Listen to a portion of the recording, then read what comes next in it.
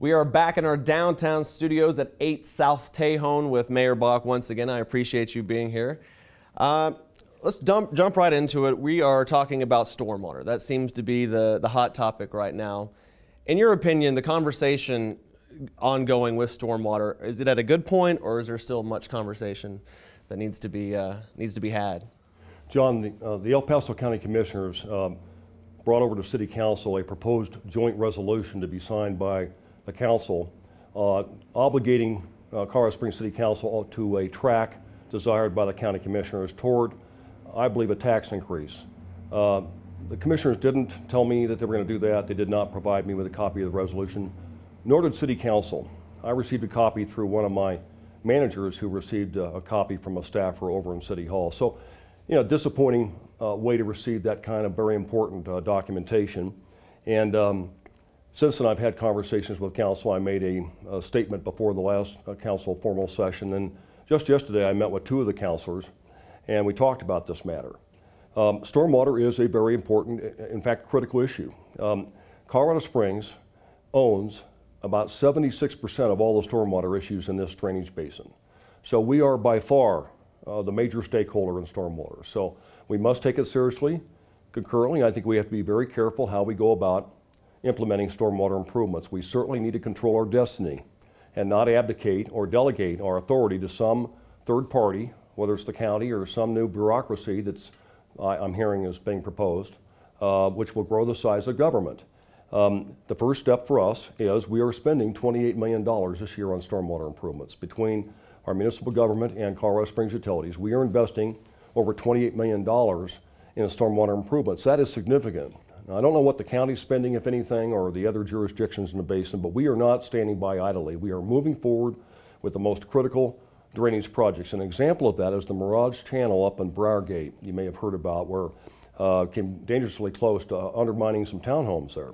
A channel that was designed and installed back in the 1970s, far too small, too steep, actually accelerates the water as it comes down, and so we're now on a track to replace that channel. Originally, I was told it would be about a $750,000 cost, but that would only create basically a Band-Aid result. So we are now upsizing that project and are going to be spending $1.7 million, increasing that cost by almost $1 million, so that we end with a new Mirage channel that will be effective and will be safe for all the neighbors for the next 75 years.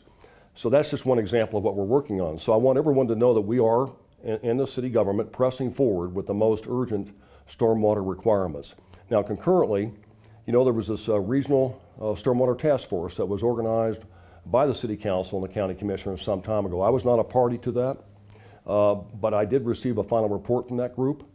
And in that final report, frankly, I was stunned to hear from them that they now project that Colorado Springs' liability on stormwater improvements is not the $500 million that they had said previously, which is a huge number, but now they're saying it's $800 million. Well, that's a 60% increase.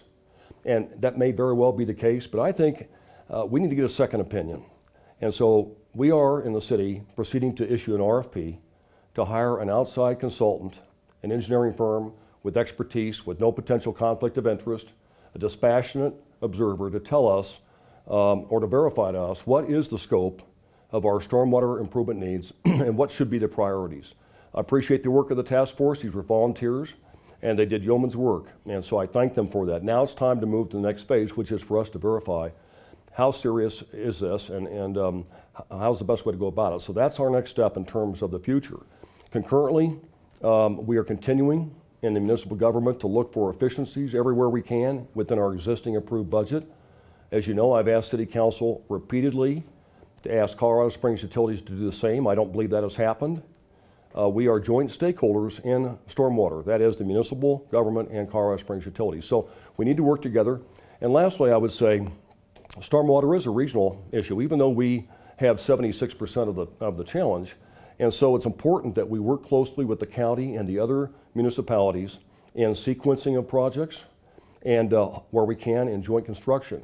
Now, this notion that is being floated out there that we need a regional solution is code for a regional tax. I'm not going there. Not until and unless I am absolutely convinced that we have done everything we can in the city to redeploy dollars towards stormwater. I think we owe that to our fellow citizens, and we're not through that process. So we're going to continue on that path, but we're in close touch with the county, the other municipalities. By the way, Monument, I understand, has no interest in a regional authority or a taxing scheme. Woodland Park already has their own stormwater drainage fees. So does Manitou Springs, so does Fountain. So when you look at that, it says we're really not going to have a unified funding approach anyway. What we need to do is continue the dialogue between all the entities, work toward agreement on priorities, and construction where we can. And even if we had the $500, $800 million in the bank, it's still a long process to actually designate which are the top priorities to get done. That's the other part of this. You know, part two is, yeah, we have the money. Now, how are we going to organize which one needs to be dealt with first? Who's going to be responsible for that? Is this the bigger task force that you're talking about? Is this the independent party? No, well, first of all, we, the city, have 76% of the stormwater improvement needs. We're going to control our destiny there. We're going to decide what are the highest priorities for the city itself. We're going to work closely with the county and the other municipalities to see if we can sequence our projects commensurate with theirs, so our pipe fits into theirs and vice versa. That's important to do. That's not a hard thing to do, given that we have we have 76% of the problem. So, but we're going to do that. We're committed to that cooperation and collaboration. What I'm not comfortable with is signing up to yet another regional bureaucracy, which is being proposed by El Paso County.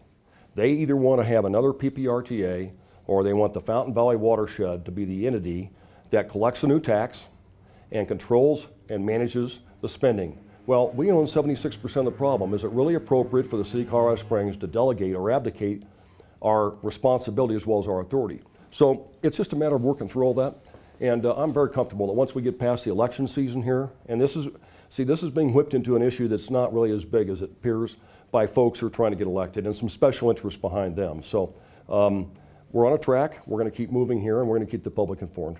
Should this be dealt with by the next city council?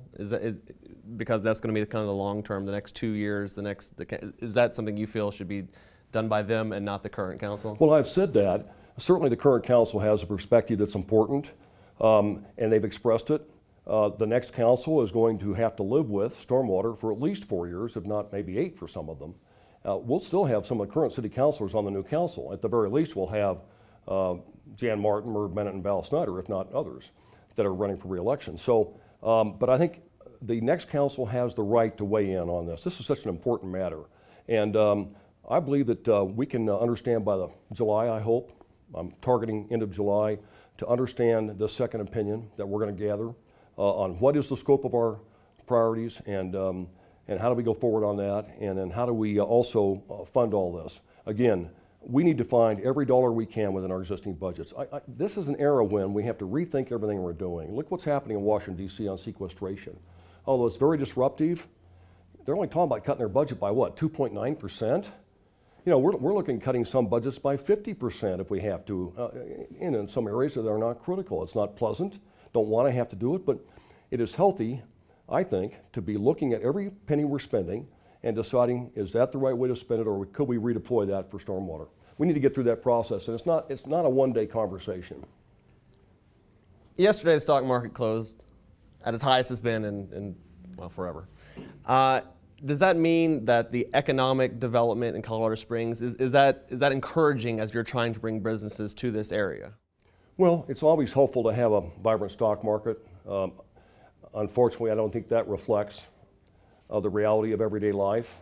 We still have a lot of people who are unemployed here, other people who are underemployed. I'm very concerned about it. You know, I've asked the community to embrace my goal of 6,000 more civilians employed per year. That's only a 2% increase.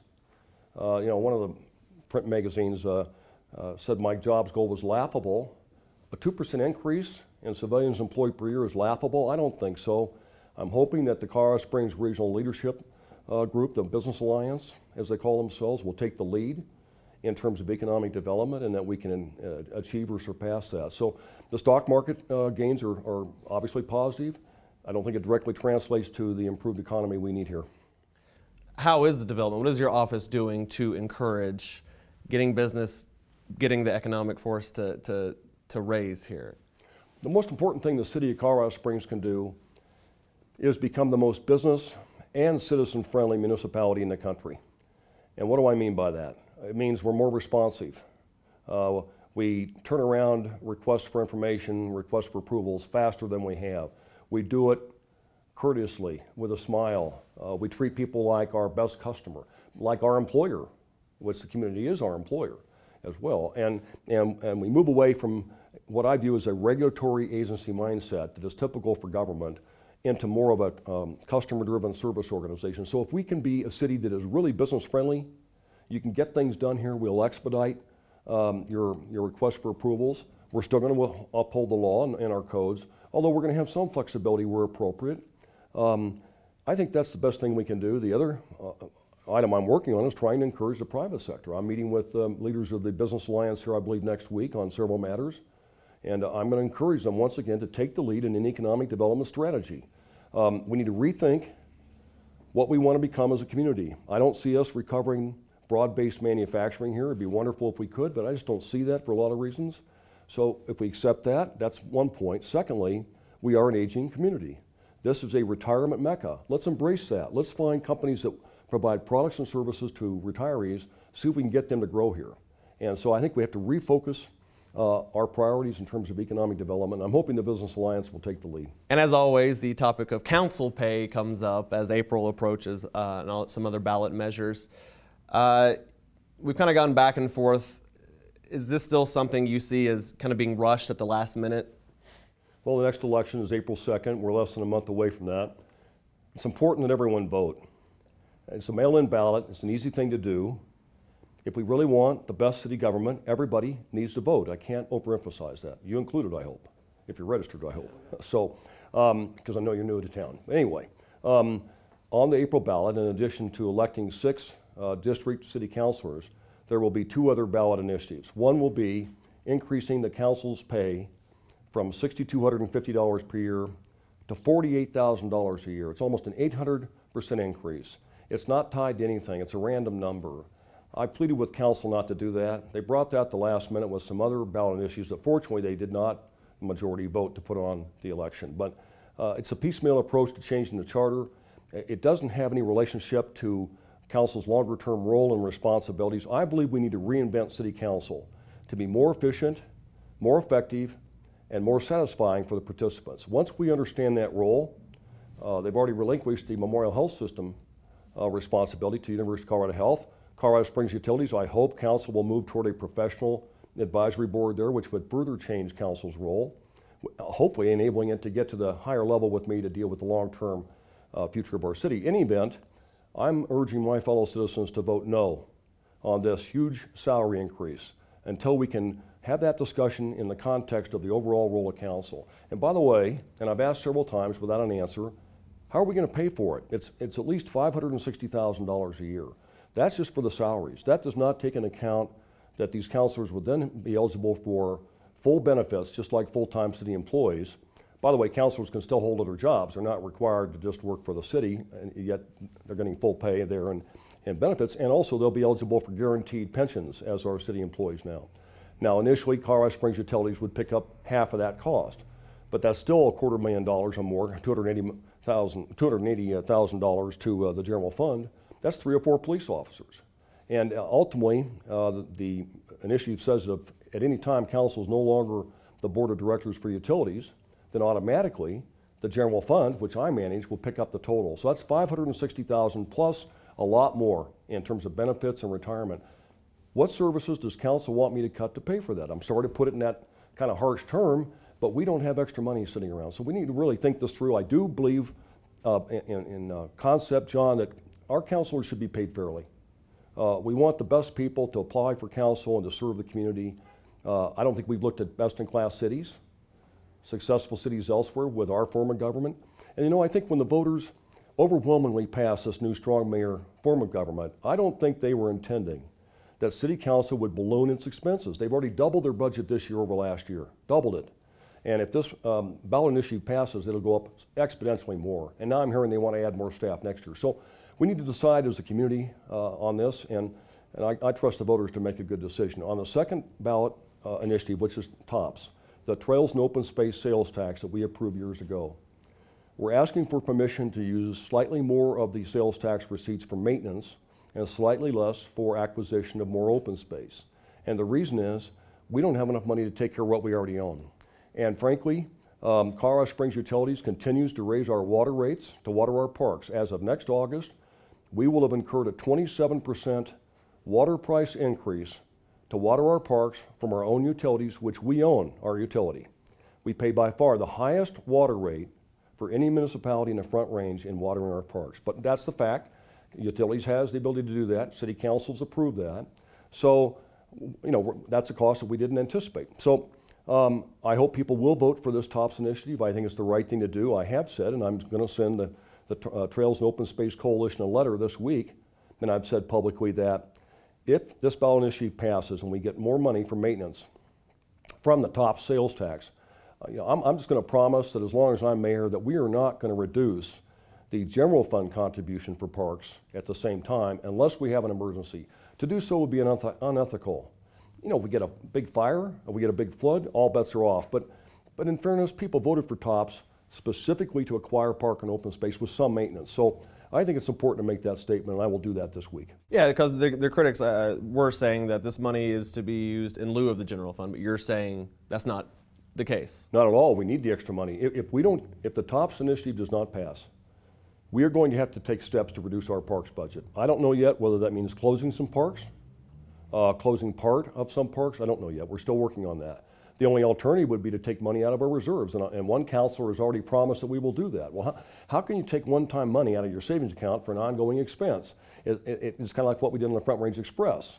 We sold some buses to generate cash to keep the remaining buses going, but then we ran out of that cash. So taking money out of a savings account, which we need to have a reserve, a healthy reserve, to pay for ongoing expenses is bad policy, and I will not support that. So I hope people will vote yes on the TOPS initiative. It would be very much appreciated.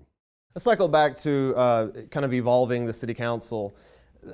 If the pay raise does go through, it doesn't take effect until 2015, how do you plan, or how do you hope that it would evolve without maybe new people, and we've talked about this before, younger people, to make a little bit more money? You know, I can't run for $6,000 a year. I don't have the ability to survive on that, you know. How can we evolve and yet keep the same demographic seated? Well, it's a straw man to say that young people are not running for city council because of lack of pay. That is a red herring.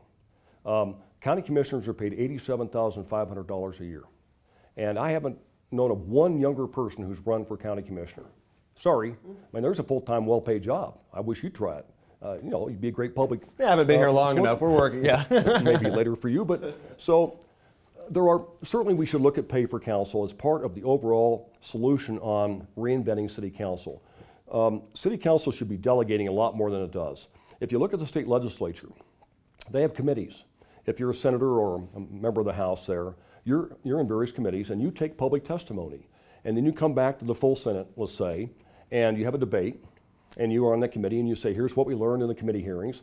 What we do here is we have formal council sessions where they make decisions, and that's where they hear the public.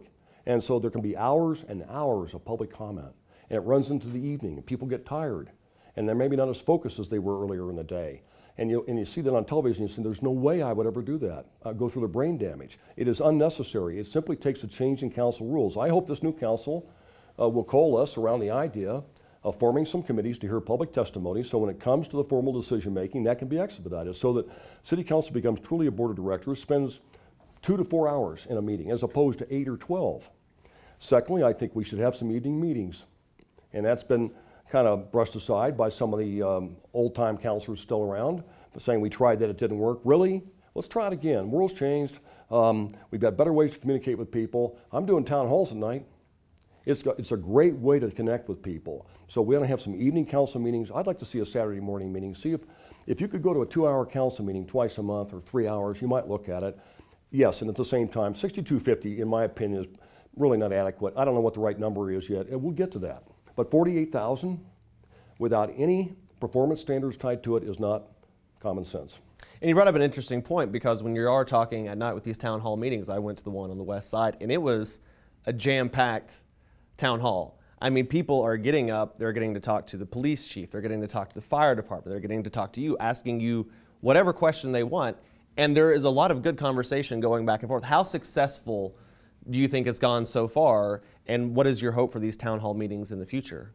It's a tremendous success, at least from my point of view. I'm so thankful to so many people who have come out on their own time to be with me and our staff and to not only hear what we say in terms of how we're trying to improve our city government and help every one of our neighborhoods, but also listen to their concerns and their ideas.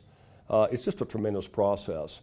And the excuse by some on city council that, well, when we tried it before, nobody showed up, that's a self-fulfilling prophecy. If you always have the meetings downtown, sure. Why don't you have a council meeting in Old Colorado City and one in Hillside Community Center and one up at Pine Creek and one, all around. I would move city council meetings all around the city if I were part of that. And so I believe we could get tremendous turnout in the evenings and weekends. In the old form of government, with a city manager form of government, my understanding is the staff really didn't want to have to go to evening meetings. Different world now. We got an elected mayor who's a marketing guy. That's me. And so our job is to serve the customer as well as respect our employer, which is the community. So I'm just confident we can collectively reinvent city council and make it more efficient, more effective, more satisfying for the participants. I think we can attract a lot of younger people that way.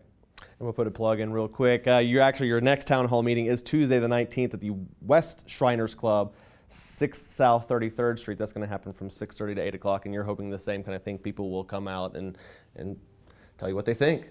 Well, John, you were at the last one, a week or 10 days ago, I think, and it was jam-packed, overflowing. We were very thankful for so many people coming to that, and we spent most of the time with a presentation on ways we're trying to help the west side of Colorado Springs, really providing people with an update, a direct report to them on here are the projects we have underway in public safety and streets and otherwise to try to help the west part of Colorado Springs. At the end of the town hall, we couldn't begin to get to all the questions, and I just asked, would you folks have an interest in doing this again? And there was thunderous applause. So we're coming right back 30 days later, and we'll have a bigger venue this time. I think we can seat another 80 or 100 people. And we want to focus on what do folks think our priorities should be as a city. As we get into this 2014 budget cycle, for the first time, I think, we are getting out early and asking people, where do you think we should focus? We have more needs than we have dollars. And so we're going to have to figure it out, like always, but we can do a better job in managing our city if we know what the trends are, what people really feel is most important. And sometimes it's surprising. I've had comments from people saying, you know what, that bus that goes by my house never has anybody on it, and nobody gets on it. Why do you even stop here? Well, maybe we adjust that route over to where there are a lot of people who need better bus service. So the feedback's really important to us. So we have less than 1 month until the election. What are you hoping for? There's been some sniping about the redistricting process, some grumbling by some special interests. I'm really proud of what the city clerk accomplished there, and she did it autonomously. She didn't meet with me. I didn't influence her. I think councilors tried. One councilor wrote her an email, tried to get her to gerrymander his district. She wouldn't do it. But if you look at the situation, we have multiple candidates in every race. Every race is competitive. Isn't that what we want? And if you look at the Southwest District, in order for someone from the Broadmoor to be elected, that person now has to also win in Old Colorado City and Hillside. If you take the Southwest District 3, in the last presidential election, President Obama garnered, I think, about as many votes as Mitt Romney. It's a very balanced district. I think that is healthy. And the last point I'll make to you is this. We have an opportunity here for several people of color to be on city council. Several. And perhaps several more women. I think all of that is healthy. So I'm really proud of our city clerk, and I'm thankful for all the people who are running for city council, whoever they are. I'm not taking a position in any of the races except my district, which is up north, District 2. My wife Susie and I are strongly supporting Angela Dugan for re-election. She's just been an incredibly strong, great leader on city council. She's principled. She asks tough questions. She's not swayed by the emotion of the moment. She thinks things through, and she has no dog in the hunt, no axe to grind. So we are supporting her. Other than that, I just wish everybody good luck, and I'm looking forward to April 2nd. Mayor, once again, thank you for your time. Thank you, John.